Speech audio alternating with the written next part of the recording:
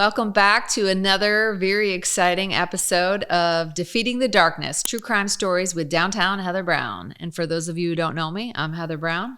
They call me Downtown.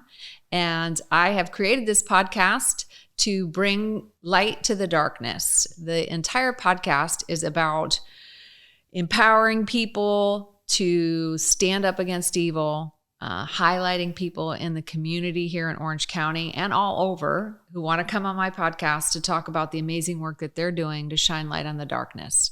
And today we have a very, very special guest with us by the name of Patricia Wenskunas from Crime Survivors. And Patricia has an incredible story about her journey through evil and darkness, her journey through the justice system, and what that particular experience, that horrific crime that occurred to her, did in her life to compel her to help others. So welcome for being here with us today, Patricia. I'm super excited you're here. I got the pleasure to meet you at like a Crime Survivors event that I was working. I work as special counsel for a civil firm, as you know. Right. Greenberg Gross is the law firm, and they have a dedicated practice group called Fight for Survivors. And we go after the churches and schools and institutions that cover up child sexual abuse. And we attended an event that you hosted through Crime Survivors. And what was the name of the event? That was the Superhero Run Walk Health and Safety Expo. Superhero Run Walk Health and Safety Expo. And you have that every year through Crime Survivors. Correct. Okay, we're going to get to Crime Survivors in a minute. But after we got to know each other and you shared with me, I think maybe over coffee or lunch, you shared with me I don't even remember where we were, but you shared your story with me about your motivation for starting Crime Survivors. You're the founder of Crime Survivors, correct? Correct. And that is a resource center for victims of crime. It is. It's the Crime Survivors Resource Center that provides support and guidance to all victims of violent crime and their families. Wow, that's amazing. Okay, well, let's do the backstory. Tell me a little bit about you. You live here in Orange County, obviously. I live here in Orange County. I moved to Orange County in 1994 from Illinois. Oh, okay. With my son at the time, was 4, almost 5 years old. Sold everything I had, bought a brand new car, loaded it up with whatever fit into it, and drove to California with a California dream.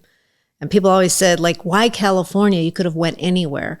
Because coming from Illinois, everybody said dreams happen in California. So that's what I wanted to do. I kind of wanted to break some cycles in my life from past experiences and situations, and come here to give myself and my son a new opportunity, a good life, hopefully. And that's what I did. And I never looked back, in a sense, right? I just really wanted to be able to give my son every opportunity in life. And I started working in a facility in Huntington Beach, and then that led to starting my own catering event planning business in 1996. I didn't know you did that. I did, and was doing very well, very successful in the industry. I was ready to buy a brand new home. I was on top of my game, had a great savings at the time. But I was still dealing with eating disorders that I had been diagnosed at even the young age of 10 with. Oh, wow. And so struggled with that my entire life. I'm actually still struggling with it right now. And it comes and goes throughout periods of my life. But I went to my doctor. My doctor said, Patricia, if you want to see 40, if you want to see your son get married, you want to see your grandkids someday. How old are you at this time when you had this conversation with your doctor? I was at that time, I want to say 31. Okay.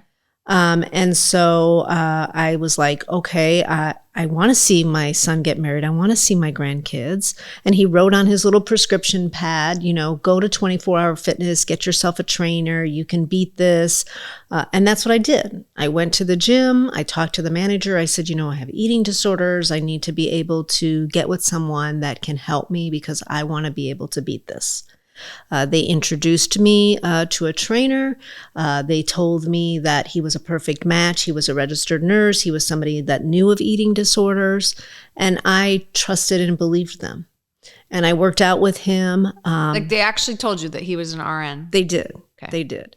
And so I listened to him. I believed him. I trusted him. I worked out with him. I was, obsessed about going to the gym 6 days a week, working out with him at least 2 days a week.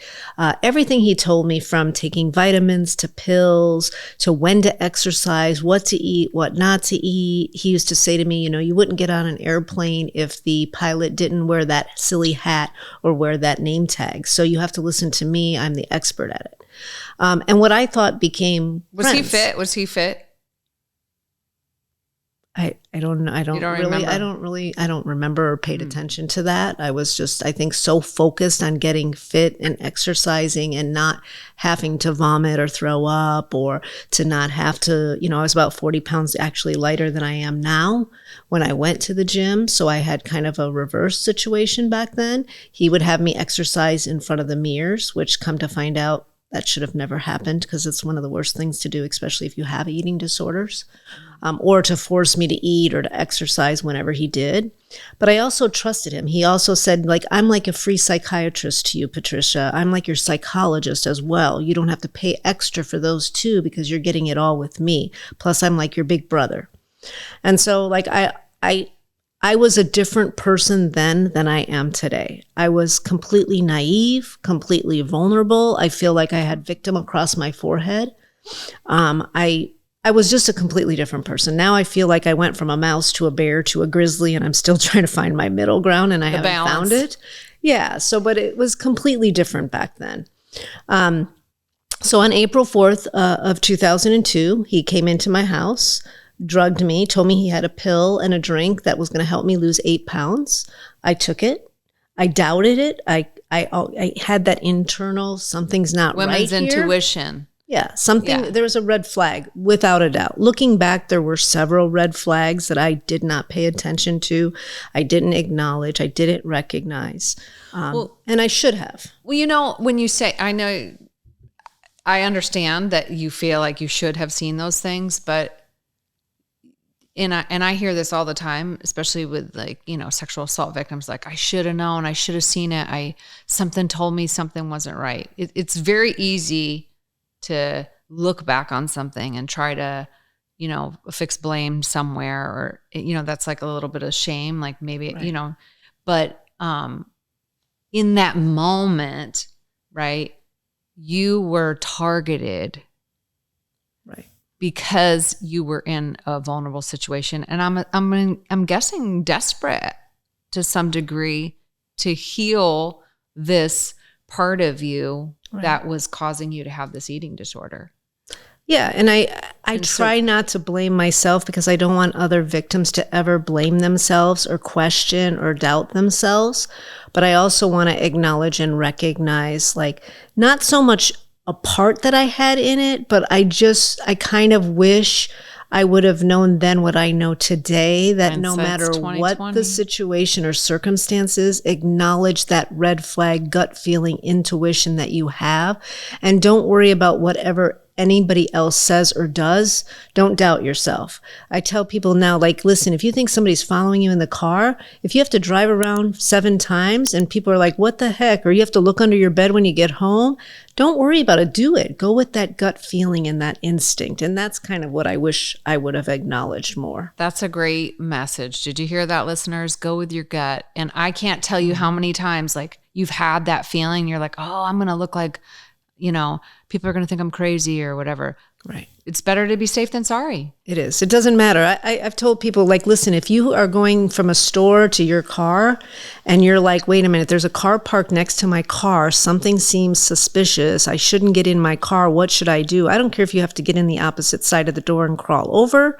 if you have to go around into the back seat or to the trunk of the car, whatever it is, or delay getting back into the car, or calling someone to go walk you to your car, whatever else it is, you have to be safe and protected, especially in this climate today.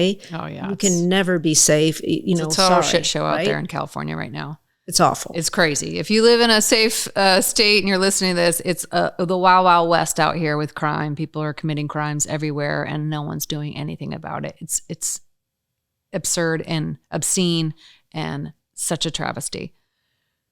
So I just had to get that off my chest. No, and I know you agree. feel that way too. I do know. feel that way. And unfortunately, like what I say to people now is I thought it was bad back in 2002, 2003. It's absolutely worse in this climate. And it's sadly worse for victims, for survivors and family members, because they're not provided the support that they should be getting in this climate. Sadly, but that's true. So let's go back to your story. So Yes. you are in that moment, and this trainer, the RN from 24-Hour Fitness, has come to your home. Right. And I'm assuming you were like friends with him. I would consider him a friend. Yeah, I mean, definitely. I'm very good friends with my trainers, and Well, you open up about everything. They always say like your trainers, the person that does your hair. your hairdresser. Right? Yeah, they know everything about you. Correct. How are the kids? Yes. So here you are. He comes to your house and he says, take this pill. You're going to lose 8 pounds. Correct. Okay. I took it. You took it and you drank Correct. something. I drank it. Okay. It was like a chocolatey drink. Okay. So I have no idea what it was still to this day, but it was a small little yellow pill that I took. And so I took it, and then there's about a half an hour that I have no idea what happened. So he like roofied you, gave you GHB or one of those date rape drugs. Something, I don't know. Okay. All I know is that I ended up in my son's bedroom in the loft above the front room. Was your son home? My son was not home, thank God. Praise the Lord. Yes, because I think it could have been much worse. I mean, I think my son at the time, he took some blame, he felt, because he felt that if he would have been there, he would have protected me. But there's nothing that he could have ever done to, I mean, I just think it could have been worse, right? So I thank God every day that he wasn't there. But I woke up and he was on top of me. And he was just like, stay. And I'm like, listen, there's something wrong. So I somehow got up. I'm imagining you're confused. Like, what's happening? I took a I pill don't and even now remember some a guy's lot on top of me, right? Correct, right. So I ended up getting back down the steps and going into my bathroom and like feeling like the need to drink water and feeling the need that something is not right here. And I don't know what's wrong. This is my friend. This is my trainer. This is somebody I believed and trusted that was going to take care of me and get me healthy and thin and whatever else. There was like so many thoughts going through my head and like, how am I going to get to my son? How do I get to safety? And I kept saying to him, something is wrong. And he's like, no, I just think you should take a bath. And so I started just chugging water. And then I was like, okay, he's like, go ahead and go back upstairs and lay down and I'll draw you a bath. So somehow I went back up the steps and he was like saying he was going to draw me a bath, but he was right behind me. Like I could feel him like where his body was almost touching my body. And I ended up getting upstairs and then laying in the bed because it was almost as if I didn't have control over my voice, my mouth, my mind in a sense. Like you were in an altered state somehow? Correct. It was very, it's hard to describe. So like, okay, why didn't I go out the front door? But then I stopped myself like, okay, don't do that. Like, don't doubt yourself. Don't question yourself. Don't blame yourself. So I'm like, I have no idea why I didn't go to the front door at first. All I know is I was just so out of it. And then I could hear the water downstairs running. And I kept thinking to myself, you know, there's a difference between a sound of water filling up in the bathtub versus it continuously going down the drain. And that was only my focus at the time, which I still don't understand why, but that's where my brain went. I could hear it running, but not filling up. And I kept thinking, but he said he was going to draw me a bath. Why is the bath not filling up? God, isn't that so interesting in that moment of what we're about to learn? Is just a horrible experience. That your mind is focused on that one thing. Mm-hmm. So interesting how the mind works. But I mean, if you're drugged, you know, you never know. It plays tricks on your minds. That's they're mind altering substances. So you're hearing this and you're thinking, why isn't the bath filling up? Right. And then the next thing, all I knew was my eyes were closed and all I knew was he was on top of me with saran wrap wrapped around my face. Like with the a saran green wrap towel. from the kitchen? That kind of saran? Yes. With a green towel that he had gotten from my kitchen because I had it on my oven. The green towel and the saran wrap was wrapped around my face. And he was screaming, stop fighting. When I'm done killing you, I'm going to kill Nathaniel. Stop fighting. And all I kept thinking at that time was, please don't kill my baby. Please don't kill my son. So he's telling you he's going to kill your son. Correct. So I was able Oh my to somehow, some way get the saran wrap off of my face with the towel. I was able to get up. He started punching me, kicking me, headbutting me, banging my head into the wall. And all I remember saying was, please don't kill my baby. Please don't kill my son. I will have sex with you. I will find $1 million. I'll give you money. I'll do whatever. I won't call the police. I'll do whatever you want. Please just don't kill my son. And then all I remember is this overwhelming feeling of faith. Is, God, please don't have him kill my son, and please don't take my life. I promise I will do whatever you guide me to do. I will live for community above self. I will do whatever, just don't take my life. And then all I remember is looking over the side and then seeing the balcony and being able to go over it. And I don't remember if I fell, if I jumped, or if he pushed me over the balcony. All I know is I landed in my kitchen, which could have killed me, they said, because so this is the balcony of the loft? Correct. Okay. Which could have killed me. They said, like, if I would have hit my head on the oven or the kitchen sink or whatever else. All I know is I was able to get to the front door, to eventually run through the neighborhood. I knocked on several doors. Nobody answered. I finally found one neighbor, knocked on the door, got into her house. I called 911. She called 911. All I know is that at that time, which I don't remember ever getting undressed, but somehow he must have undressed me. And all I had was my son's shirt on. And my son was only 12. So the shirt was like a crop top on me. And I have no idea how I got it on. I have no idea. All I remember then later is the police saying to me how odd it was that my clothes were folded so like they just came out of a store bag on the dresser next to the bed. And I heard one of the police say something to the effect of, well, we know that she wasn't wanting sex with him because nobody stops in the middle to fold their clothes so organized. So I always thought, what did that mean? Like, whatever, you know? So I was at the neighbor's house. I remember the fire department coming. I remember the police coming. I remember being transported to the hospital. And then I'll never forget, like, the police as well. They were truly incredible. They were absolutely amazing how they treated me with kindness and respect. What agency was this? Irvine Police Let's Department. give them a shout out. Thank you, Irvine Police Department, for treating Patricia the way a crime victim should be treated. Yeah. Thank you. Hats off to you. I will never forget them. They're a great agency. I've worked with them before, and they really are a great agency. They're absolutely incredible. And, you know, it's amazing because I'll never forget the officer. I could hear him talking. I don't like that guy's comment, though. I will say, probably don't make comments like that in front of the victims. Yeah. You know? Well, there's a lot of comments through the whole circumstance that is just, that I can share with you as well. That is why I do what I do now, because I think that things shouldn't be said or done, right?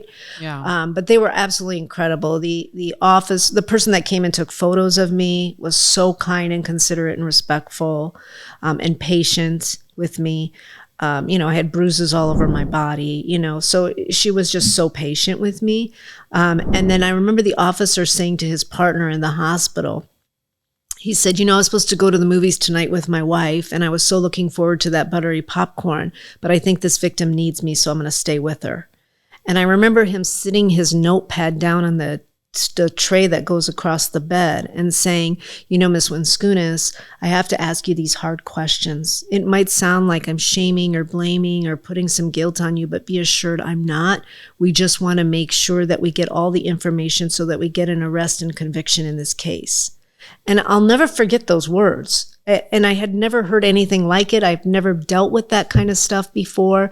So to be able to have somebody take that time to tell me that, and then another officer to, at the end of the night, drive me to a friend's house.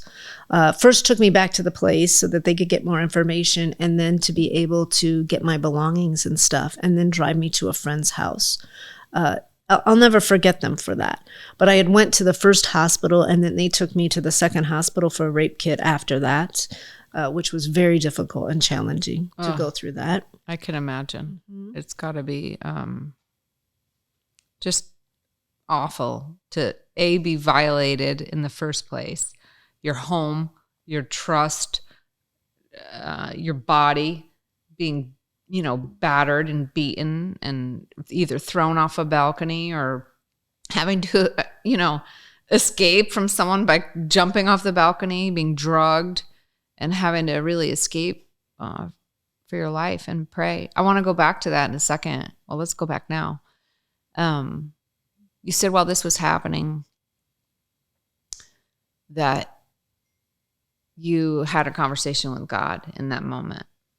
And you were talking kind of fast, and I didn't want to interrupt you, but I think that's really important. You tell me again what that conversation was about.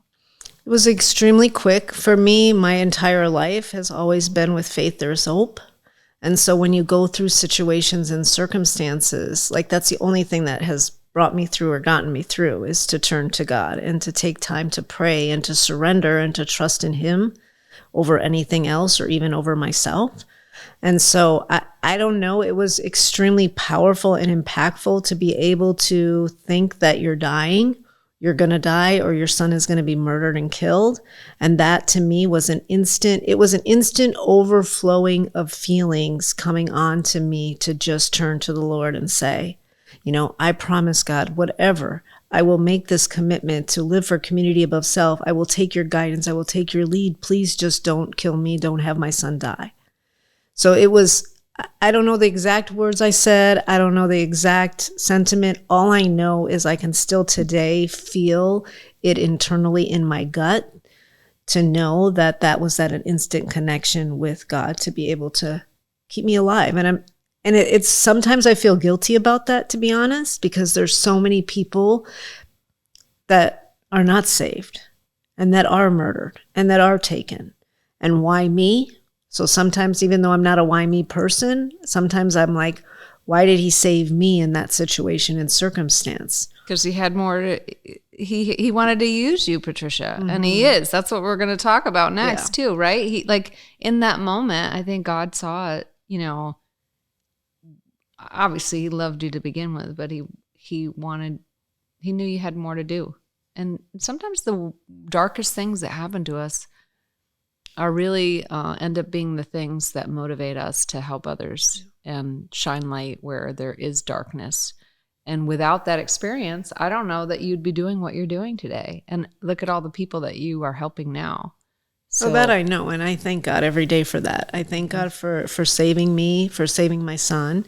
The challenging times, the difficulty times, the darkness, the evil, but the goodness and the gifts and the blessings. And I really do feel honored that I have a passion and a purpose and a gift that not everybody could be doing in their lives. Yeah, so I'm grateful for that. You certainly do. And one of the, and I do want to take you back just a little bit to when you were talking about having this rape kit done, because I know there are a tremendous amount of sexual assault victims out there that, have had to go through that. I've seen it in my career as a sexual assault prosecutor.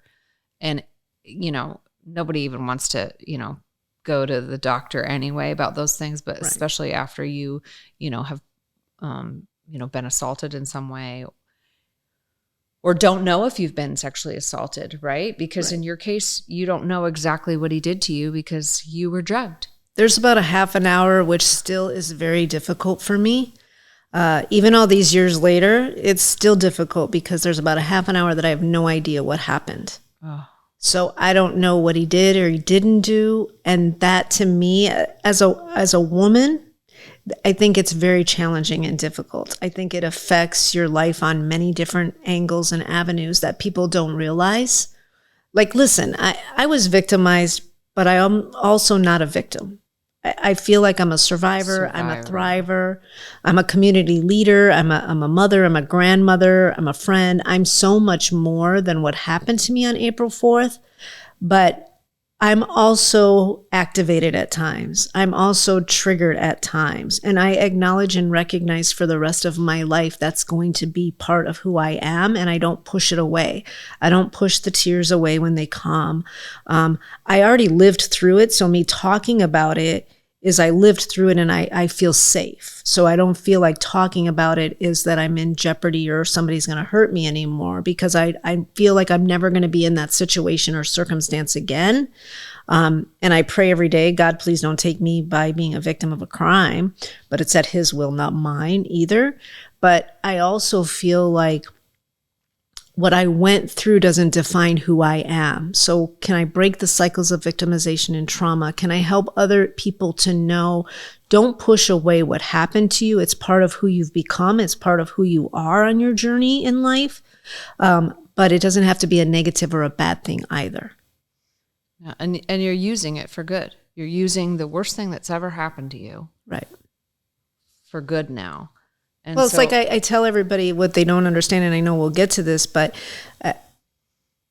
the triggers and the activation of even being a single woman and not dating for over 25 years because you don't know what happened to you in that half an hour, or because you are afraid to go to the doctor now because you're afraid of having that activation feeling, trigger feeling of when you went and got the rape kit and did something happen and that memory is going to come back. Even though you don't have control over it, it's almost in a sense of feeling that you have control of what you can feel or you can't feel, which is not true at all either. But even the work that I do now with the organization, every month we get diapers delivered for over 150 babies that we distribute every month. And those 2 pallets of diapers come wrapped in saran wrap. So every single month I'm activated by that saran wrap. Oh my gosh. I never even thought about that, but yeah. But I acknowledge it and I recognize the feelings and the emotions because it's not about me. It's about those 150 babies that are going to be taken care of with diapers. Wow. You know, it's interesting what you just said about the saran wrap. I've really thought this about sexual assault survivors mostly, but I do think it applies to really all victims of crime or many victims of crime, is that, you know, you can say, oh, the crime scene's at the corner, you know, West and First or whatever, wherever it is, your home, whatever address you live at. But really, when you victimize someone physically or sexually, the crime scene's really in the victim's mind. I think you can't escape the crime scene because you can get a new purse if someone, you know, robs you. You can move if someone burgles your home and you don't feel safe in that home. You can get a security system. There's other things you can do, but you can never really escape your thoughts. Right. And I think that's where the crimes lie, in our minds. And you can heal through them. You can heal through them, which is why we have you here today to talk about that. But I do think that that's where the healing needs to begin. Right. Is in your mind, in your heart. And so, okay, so you get a rape kit, horrible experience. And I know, just because I've heard your story before, that this was not only a horrific experience in terms of the physical, potentially sexual abuse that you suffered from this asshole. I'm allowed to swear on my own podcast, and I'm calling him one. Rodent, or any other negative term I can come up with to talk about him. But monster is what I usually refer to. That's a good word. Monster. This diabolical monster to do this to you and threaten your son's safety and whatnot. But the justice system did you wrong on this one. Oh, yeah. He was charged with deliberate premeditated attempted murder, burglary in the first degree, assault with a deadly weapon, and criminal threats. Okay, and an attempt murder with P&D, for those of you who don't know, attempt murder with premeditation and deliberation can get you life in prison. Yes. He did not get life, did he? He did not. He served approximately 120 days. 120 days. 5 years anger management. Of which he gets good time, work time, half time. 60 days in jail for beating you senseless. And 5 years probation. 5 years anger management, 5 years probation, 120 days approximately. And it wasn't because of law enforcement, because law enforcement did everything they could to, even when they arrested him, they told me that they asked him, like, what was he doing or whatever. And he said he was watching CSI and he didn't expect to be arrested. He left 2 voice messages on my business line screaming. which I can always share with you if you want them, that he was so sorry. I think he said he was sorry like over 115 times or something. And at the end of the second message, he was holding his 2-year-old daughter on his lap. Very sociopathic, just unbelievable. Was and this I guy think married? He was married. Did his wife leave him after she learned? His wife did not. His wife stayed with him. And then during the trial, she actually got pregnant and had another child. And the police told her, and they gave her all the information, but that does happen a lot. Unfortunately, it does happen where individuals stay, which is mind-boggling to me, especially even when children are abused and the individual stays with them, which is just it's crazy. Game over if I find out my husband tried to rape and murder somebody. Yeah. And it would be, they had the evidence. She's seen the evidence. She's seen the proof. She's seen everything. She saw the photos. She heard the messages. She knew. So the only thing that I could think of the whole time was he was probably abusing her as well. And maybe she was in an abusive situation and circumstance, because obviously, especially for domestic violence victims, they'll stay 7 or more times, as you know, right? So that's the only thing. And I'm not here to judge her or question her either, but because it belongs to him, not her. Wow. But for me, I think the biggest thing was going through the legal system and thinking that he was going to go and be locked up. And somehow in my head, this was, I guess, so naive of me, is I kept thinking, okay, we're going to go through this trial. He's going to get locked up and the court doors are going to open and I'm going to go back to my life and everything is going to be okay. Because I don't know if you see that on TV or you hear that or whatever, but that's not the reality. I think the reason why I didn't get justice is because they originally took a plea deal. They didn't tell me about it. I just got a phone call one day saying, Patricia, you need to get to court. You need only 20 minutes to get here. And I said, but today's not a court date. What do I need to get there for? They're like, just get here. So I rushed. I hurried up. I got to the courthouse. They shoved me in a courtroom. He was there, which I was like, what is he doing here? All the people were in the courtroom and all I heard was, okay, sentencing will be, and this is he took a 2-year plea deal. And I was like, what? And all I remember was 2 years. He tried to kill me and threatened to kill my son. How is that possible? He's going to come back and kill me. He's going to kill somebody else. How is this possible? All I know is at the end, I stood up. I went outside the courtroom. I remember getting outside and I just remember throwing up. And I remember the advocate saying, get into the restroom, get into the restroom.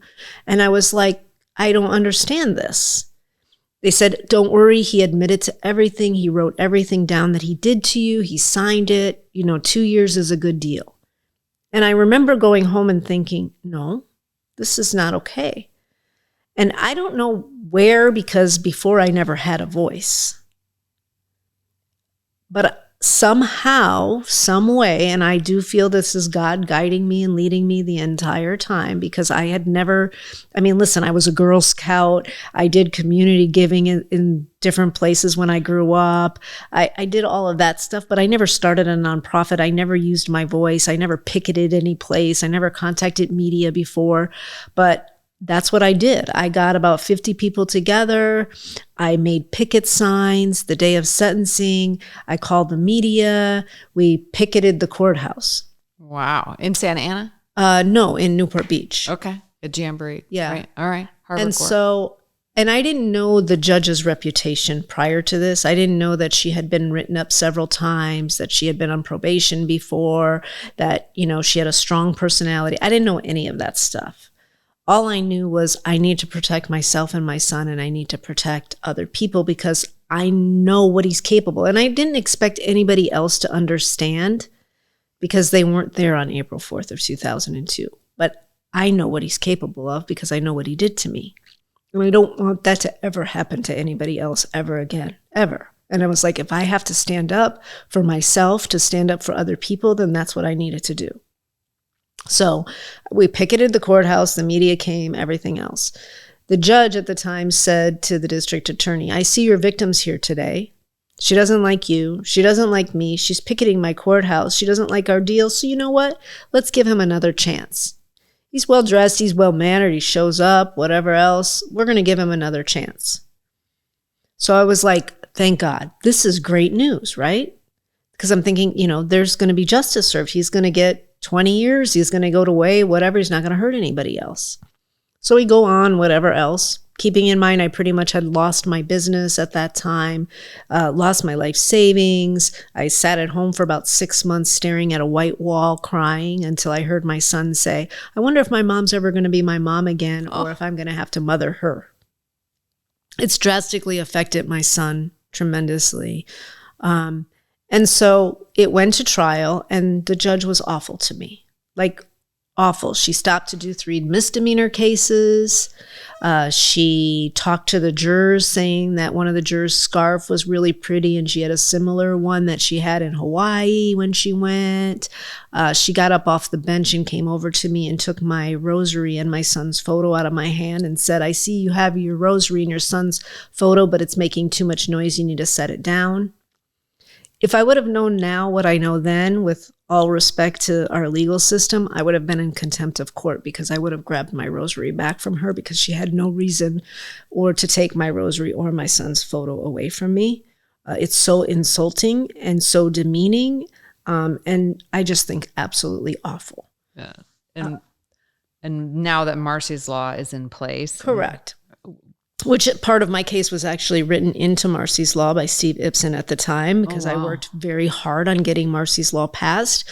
Number 6 and number 13 are actually part of my case that was actually written into Marcy's Law for restitution and to be able to notify victims prior to and for those of a plea deal. You listening and don't know, Marcy's Law is a Bill of Rights that was passed for victims of crime, and we have much more details about that with one of our guests, Michael Fell, who is an attorney here who specializes in Marcy's Law. And you should definitely listen to the podcast if you want to hear more about those rights and how you can get help to get an attorney to represent you for the. Michael Fell is phenomenal. Yeah, I love Mike. Isn't he great? He is amazing. Yes. He's wonderful. Blah, blah, blah. We love you, Mike. Everyone loves you. The housewives love you. Anyway, he's an incredible lawyer. He was a great prosecutor and he's a great defense attorney and Marcy's Law victims' rights attorney. Yeah, absolutely. But so, I ended up going through that process through the legal system. I spoke up. So what happened in this trial? She's basically doing you dirty in the trial because she's pissed that you had a bunch of people picket her and her deal that she gave.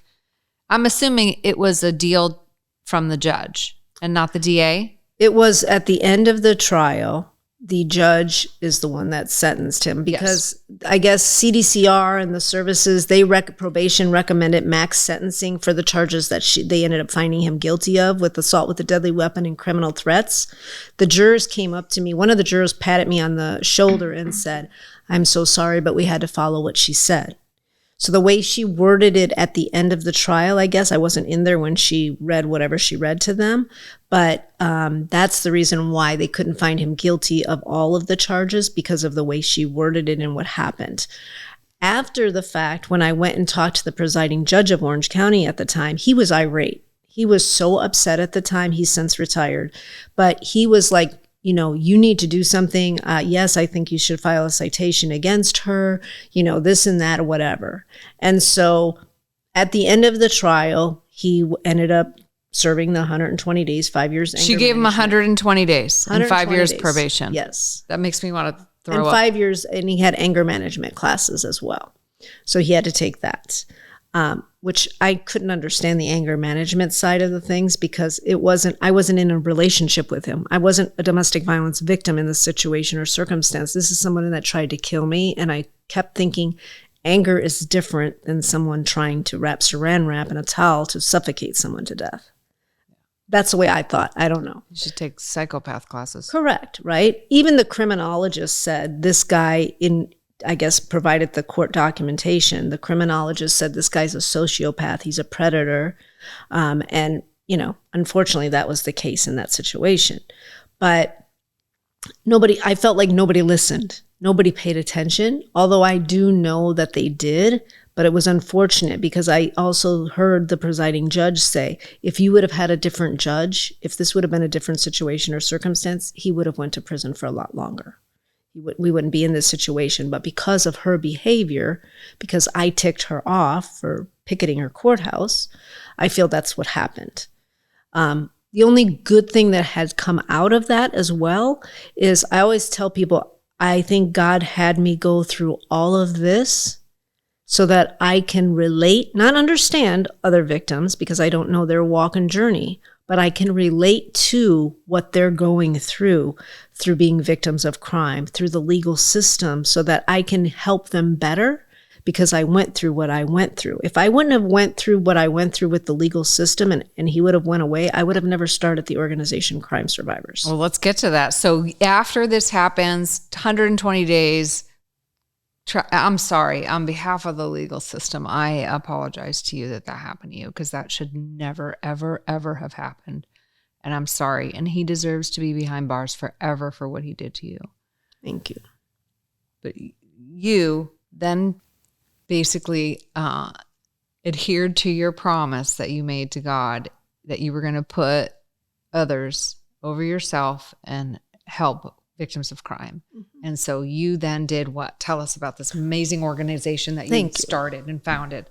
Well, and before I started Crime Survivors, I filed a citation against the judge. Okay, yay. With the state of California, which I never went to law school. I didn't know any of that kind of stuff. You're ballsy. I love this. All I know is... little fighter. And I found the strength. And again, I don't know how I found it because that's not the person that I was. I was very quiet, naive, never had that timid voice. Yeah, in a sense at that time. So I did find, and again, I think it's with faith there is hope, that God guided me through the process. So I went at the time, it was open at Whittier Law School, and I went and researched and I got books, and they allowed me to go in there and get these books and read things and go through all of this. And then I went to all the different Barnes and Nobles and I ordered books, and I went and sat at the coffee shop and I started reading, and then I started documentation. And then I remember out of my own pocket paying over $3,000 for all the transcripts, had them all sent to me. I read through every single one of those pages. And then I filed a citation about this thick against the judge with the state of California. And I'll never forget the phone call that I got when they called me. I was actually going to meet with the Newport Beach chief to talk about our organization at the time. And I was in the parking lot ready to go out to the meeting. And my phone rang, and I'm like, I answer it. So I answered the phone, and they were telling me she had been written up many times prior by, deputy district attorneys, but never ever in the state of California had a victim of a crime file a citation against a judge. And they said because of my citation and the way I wrote it, the way I provided all the documentation, because I commented every page of the transcript. I highlighted it, what I felt was offensive or wrong or not within the legal stance that it should have been. And they said, we have decided to give her 2 opportunities. Either she retires with her benefits or we'll remove her from the bench without retirement. Wow. And she, of course, took her retirement, of course, but they would also not allow her to go back on as a retired judge either. Good for you. Yeah. I'm proud of you. Mm-hmm. That's amazing that you did that and you fought for yourself and for, your rights. Mm-hmm. And for other people. So nobody else would have to go through that. Exactly. And that's the other thing. You saved all those other victims that she didn't like or didn't care for or wanted some type of exact some revenge with her legal rulings. Right. So good for you. I'm proud of you. And I forgive her. I one of the biggest things that a lot of people don't understand too, and this was even right before starting the organization, was praying to God, like, help me surrender this because it's too much. Overwhelming. It's overwhelming. It's just devastating. And I couldn't live a life with carrying that such a heavy load, right? Mm-hmm. And so all I know is going to church and praying and talking to God and being able to release and surrender it. And to be able to forgive those that have done me wrong in my life. So I was able to forgive him for trying to kill me. I was able to forgive myself. I was able to forgive the judge. I was able to forgive the legal system and the individuals that I feel caused me more harm and re-victimized me. And I always feel like, I just want to touch base, I always feel like when you forgive others, you should always forgive yourself. Not that you did anything wrong, but it's a release and a surrender to allow God to do his will within your life. And so that was very important for me to be able to forgive others and forgive myself. And I also always want people to know that forgiving does not mean you're forgetting it. A lot of times people put forgiveness and forgetting in the same bucket. So we can still call them a monster, right? Correct, okay. Yes. And they don't belong in the same bucket. Yeah. They're two completely separate entities. And I was able to forgive, not for him, and he may not even know I have forgiven him. Nobody may even know that. But for me, it's to live without anger and fear and resentment and pain so that I can also live with some joy and peace and happiness and faith and hope in my life. And I do think that, once again, like the crime scenes in your mind, that it's important to forgive regularly because you have to, it's not just like, I forgive you one day and then you never think about it again. Correct. It's a recommitment to forgive someone. Yeah, sometimes it's every day. Yeah. So you take this experience, right? We get the judge off the bench. This is amazing. And then you founded Crime Survivors. Correct. And I didn't tell us about it. What is it? Yes. So I started Crime Survivors October of 2003 to provide support and guidance to victims of violent crime. So families of murder, survivors of attempted murder, rape, domestic violence, sexual assault. Slow down. I want to hear all this. Our listeners want to hear everything that you do. Yes. So you help victims of violent crime. Correct. Domestic violence. Correct. Sexual assault. Yes. Child abuse. Elder abuse. Human trafficking. Okay. Human trafficking. Mm-hmm. Oh, that's so near and dear to my heart too. Yeah. And basically any violent crime? Any violent crime, correct. And especially in this climate, there's so much crime happening that it's so challenging and difficult that we have to keep up, and we have to be able to help those that have been victimized and that are in a dark, scary, fearful, alone place, and they need help and they need support. And so for me, when I started the organization, I wanted to help one victim, one family, one community at a time. And I just kept thinking, if I could help one child not endure what I went through and then be re-victimized throughout their life, if I could break those cycles, or if I could just let them know what happened to them is not their fault. Don't blame yourself. Don't shame yourself. Don't guilt yourself. Don't allow your community, your family, your friends to treat you differently because of something that you went through that was no fault of your own, that there's counseling, there's therapy, there's support, there's all these services available so that also victims don't fall through the cracks of sorts, that they know of all the incredible shelters, organizations, victim advocates, people that care about them, that they're out there to help them. And so where is Crime Survivors? So Crime Survivors, we actually started in the city of Irvine in 2003. And then I'm really, really proud to say we opened up our Crime Survivors Resource Center in Santa Ana. And so proud of that because especially the location is all underwritten. It's all donated, so we don't have to pay for costs, which is probably over $70,000 a year with electric and all of the charges for rent and lease we don't have to pay for. We're so truly grateful to Dr. Chaudhry. That's who funded this, is funding it for you and supporting your organization? Correct. Dr. Chaudhry? Dr. Chaudhry with KPC Health. Okay. Absolutely. He is a real life living angel. Yes. If it wasn't for him. Thank you. Thank you, Dr. Chaudhry. That's amazing. Mm-hmm. I love that you have a passion and you're willing to commit to something so important in our community. It's really important. So you have this Crime Survivors Resource Center in Santa Ana. And we serve all of Southern California. So we've really expanded out from Orange County. We probably work in LA County more for victims right now than any county. Yeah, they need it. Because it's really bad there. But we serve and partner with Riverside County, San Bernardino County, San Diego County, Orange County, LA County, Ventura County, San Luis Obispo. And we're always growing and expanding. And so I really treasure our relationships, first and foremost with law enforcement. That's been very important to me to collaborate and partner with law enforcement, whether it's the sheriff's departments, the police departments, also working with the majority of all district attorneys throughout Southern California. and being a voice for the voiceless, really. So really our major components are bringing awareness to communities to let them know that crime happens. It happens everywhere, even in the safest cities, right? Indeed. Like I said, I feel like it's worse now. Some days I get up and I feel like, oh my God, I feel like a failure because I got in this movement to make it better, and it's absolutely worse right now. But I know it's not me because I've sacrificed everything to be able to do what I do, to save, to keep with my commitment, right?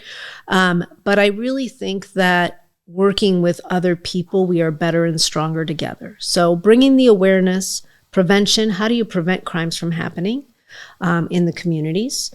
And then also awareness and advocacy, which go hand in hand together, whether it's locally here with our elected officials, which I believe in partnering with all of our elected officials as well, whether it's going to Sacramento, Washington, wherever my voice can be heard for the voiceless, for victims of crime, I think is so important.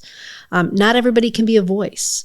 Not everybody wants to be heard either. I always feel like when I first got in this movement, some people considered me a squeaky wheel. So I had to earn what we have today to be able to speak out, to be a voice, to make a difference and an impact.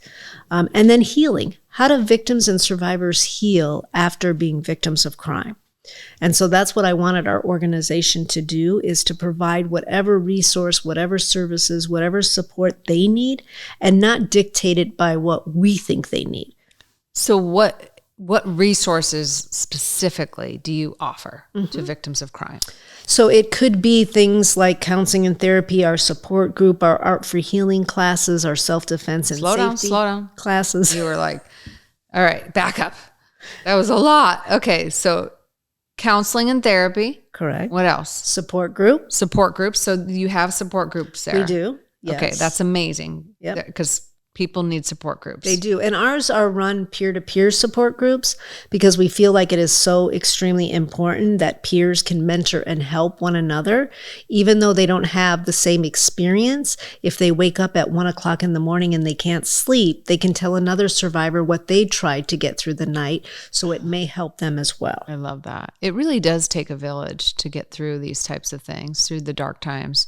And I love that you're creating that village, that you are that village here in Orange County and every other county in Southern California too. Right. So you peer-to-peer support groups, therapy, and then you mentioned some others. Self-defense and safety classes. I love that. Self-defense and safety classes. Which I think everybody should take. I think it's so extremely important to take classes like that. Yes. And then we do a lot wrapped around the holidays, of course. We do our Easter healing for survivors, where we bring them all together to have a fun day of, doing an egg hunt, getting gift baskets for the kids, doing things like that. We have our back to school, where we helped over 350 with backpacks, school supplies, and so many other items. Every month we help over 150 children with diapers and baby wipes. We also do our Halloween event, where we do trick-or-treating. Last year we did a bowling for the families the day of, and pumpkins so that they can carve pumpkins and have fun. Thanksgiving, we typically help over 650 survivors. We give them Thanksgiving gift cards now. We used to do turkeys in the baskets, but a lot of the survivors might be in hotels and they don't have an oven to even cook a turkey, so now we give them gift cards. For Christmas, we help over 1,000 survivors, and a lot of this is in partnership with our law enforcement partners as well. We bring them all together. We have one event in LA, one in Orange County. And we have a day of breakfast. We give them toys and gifts and gift cards, blankets, stuffed animals, diapers, wipes. They get to play games at Boomers, which Boomers is a phenomenal support to our organization as well, that allows them to go and do the teacups and the mini golf and just to have fun, because for survivors, a lot of times they don't want to even celebrate the holidays. They don't even have the strength and energy with their PTSD, anxiety, depression to be able to get up or want to celebrate. We do a lot of birthday boxes for survivors, for the kids, where they'll get a birthday box with a gift card, a cake box, some frosting, a candle, a gift. So that's always fun for the families as well. We work with our self-care days for service providers. We do a weekly service provider roundtable meeting for service providers.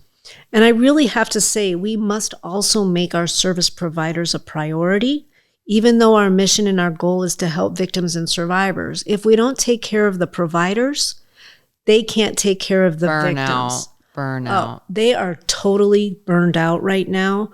After COVID, something completely changed. The turnaround with victim advocates and service providers in this arena, they're overwhelmed. Their secondary trauma, vicarious trauma, compassion fatigue, vicarious trauma, secondary trauma, they're all so an intricate part of people dealing with that right now in this climate. It's devastating to witness, where I hear providers are drinking more, their eating habits are bad, they're just not sure where to turn to. And so we do self-care days for service providers to bring them together, to let them know that they matter. Wow.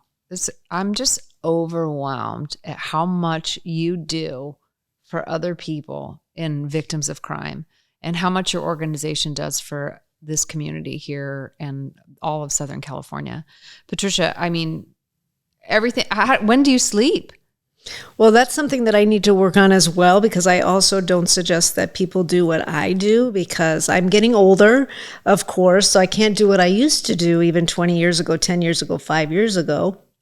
But I am energized when I see a child come into the resource center in tears and then leaves with a smile, with a toy in his hand or a stuffed animal, or when I hear a child that we were able to redo their room and buy them a new mattress and box spring in bed and sheet and new paint on the walls because they were molested and we don't want them to have to sleep in the bed that they were attacked in.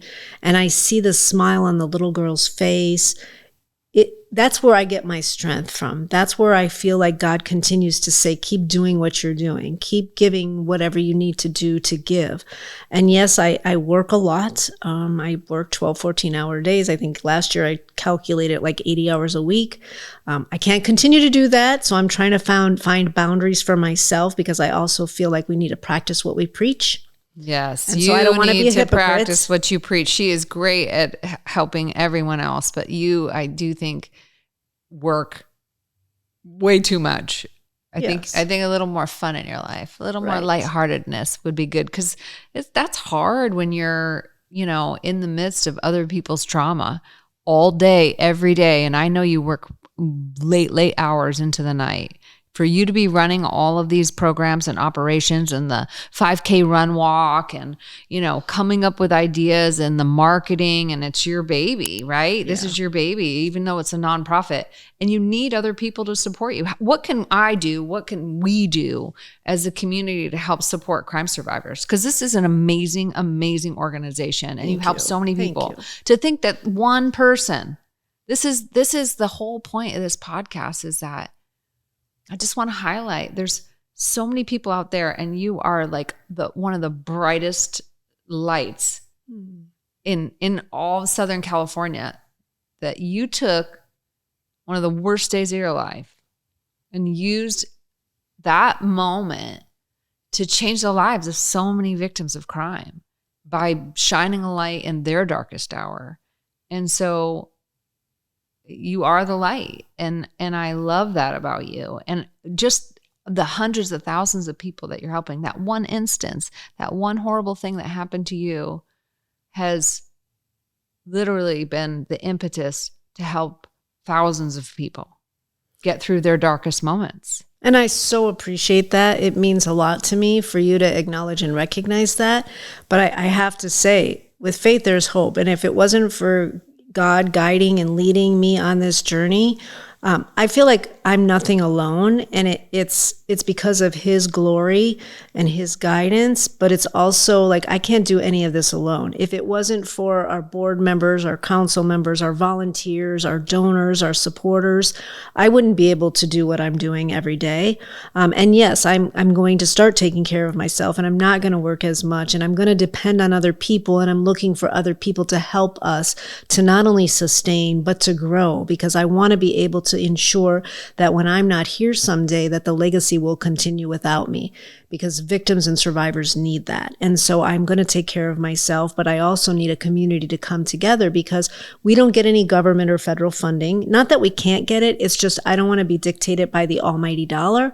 And sometimes when you get that funding, you can't say certain things. You can't go against certain laws that come out. And I'm always going to be a voice for the voiceless because that's why I got into this movement. And so for individuals in the community, I always say, if you want to do something, it could be a small impact. It could be a large impact. It could be by an individual that donates baby wipes to us. It could be someone that makes a $10 or $10,000 donation. It could be a corporation, a business, a philanthropist, an entrepreneur that comes forward to help us. 94% of every dollar that we bring into the organization goes right back out into the community, of which I'm so proud of. And that's hard to do, but we manage to do that, and we make sure that we achieve that every year. If you want to volunteer, if you want to come out and support one of our events, we do 2 superhero run, walk, health and safety expos every year, one in LA, one in Orange County. They're so fun. They're super fun. It's like law enforcement and all these cool organizations and agencies that come together to support victims of crime. They release doves for the family members that come for their victims who have been murdered, and they release a dove for their loved ones. It's a beautiful ceremony. There's music, there's fun, everybody's giving away merch.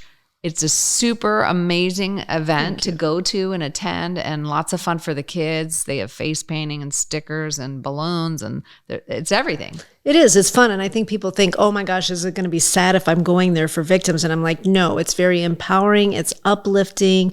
You know, the sheriff's department comes and does a 25 push-up salute for survivors. That's so fun to watch. It is really very cool. powerful. Maybe we'll put some pictures on the pod of that, because I think I always take a picture of them doing the push-ups. It's wonderful. Yeah, it's awesome. And then we do an event. We used to do a gala for 500 people, sit down type thing. And then when COVID hit, we kind of changed that a little bit. So now we usually do around 150 people. We have our 21st one coming up in October that we're going to be celebrating. Good. And so we're going to be excited to be able to have that, to raise funds, to give award recognitions to individuals that go above and beyond. So yeah, if you want to get involved, you can go to crimesurvivors.org. Okay, crimesurvivors.org. You can go to crimesurvivors.org and you can volunteer. You can donate $10, $10,000, $100,000, whatever it is that you feel in your heart compelled to give to help the victims of crime in Southern California and support Patricia and her amazing journey. What else can they do? They can volunteer, they can donate, they can give. If they have a time or a talent, they have time and talents. Maybe they want to come in and do an art class for our survivors. Maybe they want to do something else to give back. They want to donate birthday boxes, right? We have Girl Scouts that will come and donate birthday boxes, which is phenomenal to have the Girl Scouts involved. Oh, that's a great idea. If you have like a small group study, Bible study or something, and your people want something to donate to or do or commit to help in the community, that's a great way to do it. Yeah. You could create, birthday boxes for crime survivors. Correct. Host a toy drive, host a hygiene drive, a food drive for our closet that we have. We have a full list on our website of needs that we have, especially during the holidays. If you can do a stuffed animal or a toy drive, it's phenomenal because, we usually have to have 2 large U-Hauls full of toys. Wow. Because we have a lot of children that we distribute to during the holidays. So at Christmas time, you need toys. Absolutely. And stuffed animals. And throughout the year, because every time a child comes into the resource center, we send them out with a toy. Okay. So it's an ongoing thing. You can donate toys to crime survivors. This is all great stuff. And if there's somebody out there in the community, we have maxed out our location in Santa Ana. We're actually looking for 2 things. We're looking for a location in Los Angeles, if anybody would like to donate space to us, because we don't believe in paying for bricks and mortar as a nonprofit. Or we're looking for another location here in Orange County, because my dream now is to open up a Hope distribution center. Because we give a lot of things like mattresses, box springs, bedding, sheets, stuffed animals, diapers, new clothing that thankfully Forever 21 always donates like 300, 400 boxes of clothing to us so that we can give to our survivors. Oh, that's good to know. Thank you, Forever 21. Yeah. So we're trying to be able to set it up to where we have a store where victims and survivors can come in, shop what they need. we'll ring them up, but then we won't charge them and let them know that the community donated these things to give them a hands up, to empower and strengthen them moving forward. Because a lot of the victims that leave the domestic violence shelters, they have nothing. So we like to provide the dressers or the mattresses or the lamps or whatever they need that they cannot afford. And in this climate today, people are struggling to pay for their rent. They're struggling to pay for their utility bills. The food they cannot pay for. Like I tell people, in this climate today, we are in crisis. We are in crisis with drugs and fentanyl. We are in crisis with alcohol. DUIs are up over 30%. We are also in crisis right now with the economy, inflation, food, gas prices. We are in crisis with unhoused and homeless people. We are just in crisis all around. So if you can get involved with our organization, another organization that you believe in the community, every single person can make a difference and an impact. And the reason why I say every person is I like to tell the story of one time we were doing an event and we were coming out of Starbucks from getting coffee. And we were talking about our event as we were walking back and forth and unloading stuff. And there was a homeless guy outside and he had 4 quarters in his hand. And he came over and he said, Miss. And so I went over to him and he said, he put 4 quarters in my hand and he said, I want you to help these victims. That actually brings tears to my eyes. And I thought, and people were like, don't talk to him. He's always there. And I'm like, no. And I remember going back into Starbucks and getting a $20 gift card and going out and giving it to him. And I remember them getting upset with me because they're like, now he's going to stay here. And I'm like, okay, like, whatever, you get over that. Starbucks. But I always tell people, if an unhoused person could give me $1 to help victims, everybody and anybody can do something. Even the smallest gesture makes an impact. Amen. Amen. Wow. That's so powerful. I love your organization. I think what you're doing in this world is amazing. You are the light. You are being the light for people in the darkest times. And I would just, anybody listening, I would love for you to support crime survivors in any way you can, even if it's just to send Patricia a note and tell her I heard your story and I support you and what you're doing and think you're an amazing human being. Patricia, wow, thank you. Do you have any last sentiments that you want to say? Anything you'd want to say to a crime survivor or a family member who has suffered a crime? Anything like that? Well, several things. First, and I would like to be able to say, the other thing above and beyond doing anything is pray for me, pray for our organization, and always remember that with faith there is hope. And that to let victims and survivors and family members to know that you're not defined by what happened to you, that there are people out here that do genuinely care, that want to help, that want to support, that want to guide and want to provide you on your life journey. Whether that's the first 24 hours or 16 years down the road, you don't have to walk this alone. It's not your fault. Don't have to blame or shame or guilt. And if you are doing that to yourself or other people are doing that, then you need to surround yourself with new people, no matter if they're family or whoever they are. You don't deserve that. And then also is to really thank you.